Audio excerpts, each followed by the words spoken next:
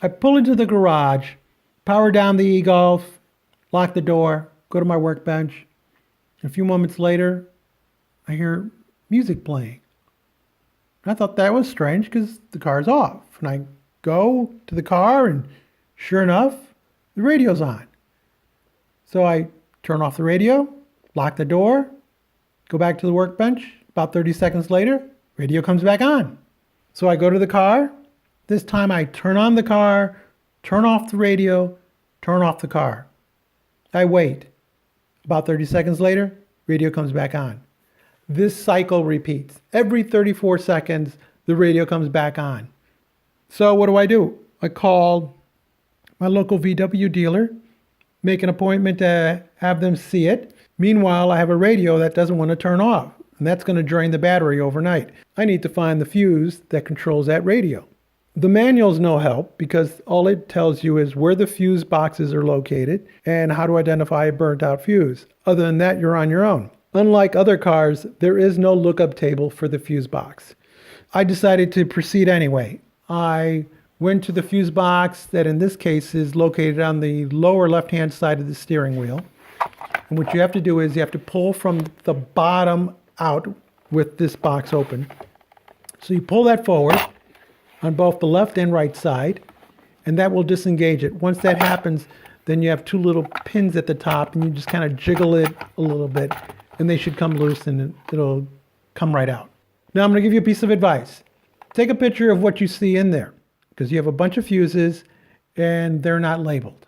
As I stared at them, I thought to myself, well, the car radio can't use more than 5 or 10 amps. So I'll just start pulling the 10 and 5 amps until the radio turns off. So I started on the upper right-hand side, pulled number 10, nothing happened, radio kept on playing.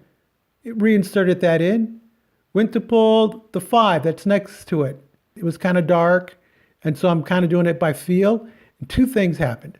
One, I got the fuse out. Two, the fuse fell. This was followed by the radio turning off, an alarm going off telling me that there was an electronic fault with the system and that I needed to take it for servicing. Now I knew I had found the right fuse, but I needed to fish it out of the car because I didn't want to drive the car with that warning, not knowing what else was being affected by this. I had to unscrew several of the Torx underneath the console so that it would flex enough so that I could rock it and get the fuse to drop out. When the fuse finally dropped out, it was a number 5. When I looked back at the fuse block, it wasn't the number 5 that I was expecting to find empty. So the question was, where did this 5 come from? So it either came from directly below or over to the far left, which could have been a possibility because again, I was kind of reaching there and I couldn't see really where I was reaching. But I decided to go with the one on the right-hand side, and sure enough, the radio powered, the electronic warning messages all went away, and therefore I knew the fuse was in the correct spot. I turned on the radio, turned it off, waited 34 seconds, it didn't come back on. So I think I may have solved a problem.